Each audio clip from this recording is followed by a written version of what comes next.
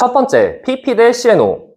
PP와 CNO 모두 수소 핵 융합 반응인데, 차이가 있었습니다. 작은 별에서는 PP가 우세. 작은 별에서 PP가 우세하고요. 그리고 CNO는 큰 별에서 우세합니다. 이때 여러분들은 그래프를 해석할 수 있어야 되는데 그래프 하나 그려볼게요. X축 중심부 온도, Y축 에너지 생성량. 그럼 그래프가 어떻게 되냐? 이렇게 됩니다. 이게 PP고요. 그 다음에 이게 CNO입니다. 이게 무슨 뜻이냐면 작은 별에서는 중심부 온도도 낮아요. 중력이 그렇게 세지가 않아서. 그러면 작은 별에서는 PP로 생성하는 에너지량보다 CNO로 생성하는 에너지량보다 PP로 생성하는 에너지량이 더 많고, 큰 별에서는 중심부 온도도 높기 때문에 이쪽에 있는데 PP로 생성하는 에너지량보다 CNO로 생성하는 에너지량이 더 많다는 뜻입니다.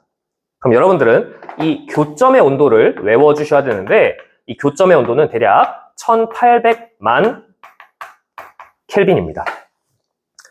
그럼 우리 태양은 어디 있냐? 태양은 여기 있습니다.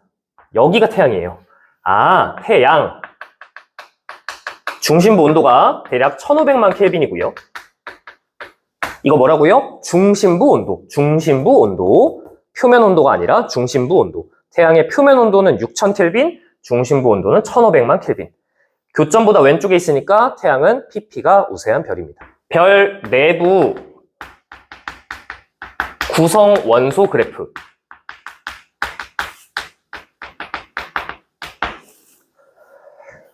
시험에 자주 출제되는 그래프 중에 이런 그래프가 있습니다. 이 왼쪽이 별의 중심이고요. 오른쪽이 별의 표면부라고 하겠습니다. 이렇게. 그럼 별은 수소와 헬륨 위주로 구성이 되어 있는데, 별의 중심부터 표면까지 구성 원소를 표현해보면 이런 식으로 됩니다. 수소 그래프 그려볼게요. 수소 그래프. 수소가 이렇게. 이게 수소. 여기가 대략 75%예요. 이건 뭔데요? 질량비. Y축은 질량비. 수소가 75%란 뜻입니다. 그 다음에 나머지 25%는 대략 누구냐? 헬륨으로 채워져 있습니다. 이렇게요. 이게 헬륨이 약 25%입니다. 그래서 수소와 헬륨의 질량비가 약 3대 1이에요. 전 우주가. 그리고 별 내부도 이렇게 되어 있습니다. 이게 주계열이 된 직후입니다. 뭐라고요? 주계열 직후. 그런데 주계열이 딱 도달했어요. 그럼 주계열 도달하면 수소 핵 융합이 시작됩니다. 그럼 시간이 지나면 어떻게 되냐? 그래프가 이렇게 바뀝니다. 그래프가 왼쪽이 중심부고 오른쪽이 표면입니다. 그러면 바깥쪽은 상관이 없어요. 바깥쪽 수소는 그대로 75%입니다. 그런데 중심부에 수소 핵 융합이 일어나니까 수소를 합쳐서 헬륨으로 바꿔요. 그럼 수소가 어떻게 되겠어요? 양이 줄어들겠죠. 이렇게요. 그럼 헬륨은 어떻게 될까요? 헬륨은 어떻게 될까요? 늘어나겠죠. 이런 식으로요. 주계열 지난 다음에 주계열 도달해서 지금 한창 에너지를 생산하고 있는 중입니다. 이 그래프 보고 주계열 단계구나 이렇게 대답을 할 수 있어야 됩니다. 그럼 시간 더 지나면 어떻게 될까요? 시간 더 지나면 수소는 더 감소하고 헬륨은 더 증가하겠죠. 이렇게 되겠죠. 그래프를 보고 별의 나이도 대답할 수 있겠네요. 그럼 시간이 더 지나면 어떻게 될까요? 더 지나면 수소가 더 감소하고 수소가 더 줄어들고 헬륨은 더 늘어나게 될 겁니다. 이렇게요. 그래서 그래프를 보고 나이를 대답할 수 있다. 그리고 또 하나, 지금 이 순간 주계열성인가요? 아닌가요? 라고 물어볼 겁니다. 그럼 그래프에서 뭘 봐야 돼요? 중심부를 봐야 돼요. 중심부를 봤더니 아직 수소가 남아있죠. 수소가 남아있어요. 그러면 주계열성입니다. 수소가 남아있으면 주계열성이에요. 지금 주계열성 단계입니다. 헬륨이 100% 안 채워졌잖아요. 그죠? 그럼 주계열이 끝나려면 어떻게 돼야 돼요? 수소를 다 써야죠. 수소를 다 써야죠. 그러면 주계열이 끝난 겁니다. 그래서 그래프를 보고 주계열이 끝났는지, 나이는 어느 정도인지, 별의 나이를 비교할 수도 있어야 되고, 주계열 끝났다 안 끝났다 판단도 되어야 합니다. 성단의 H열도.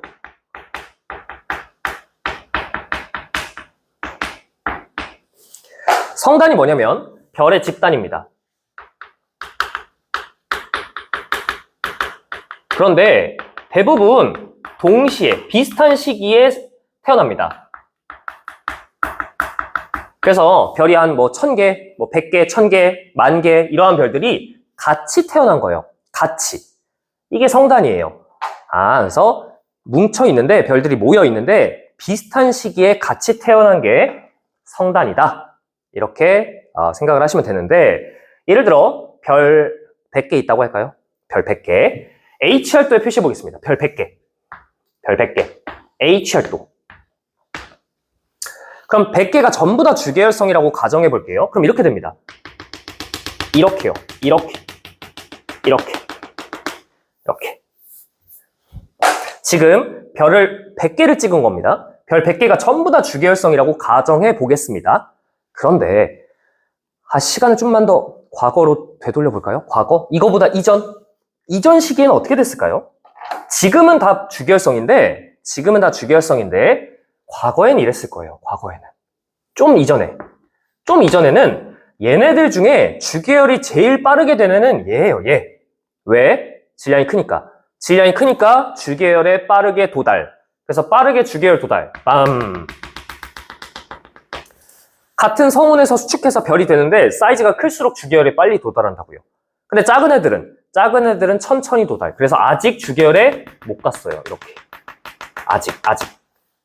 이렇게 돼 있어요. 이게 과거입니다. 시간 순서예요. 딴, 이렇게.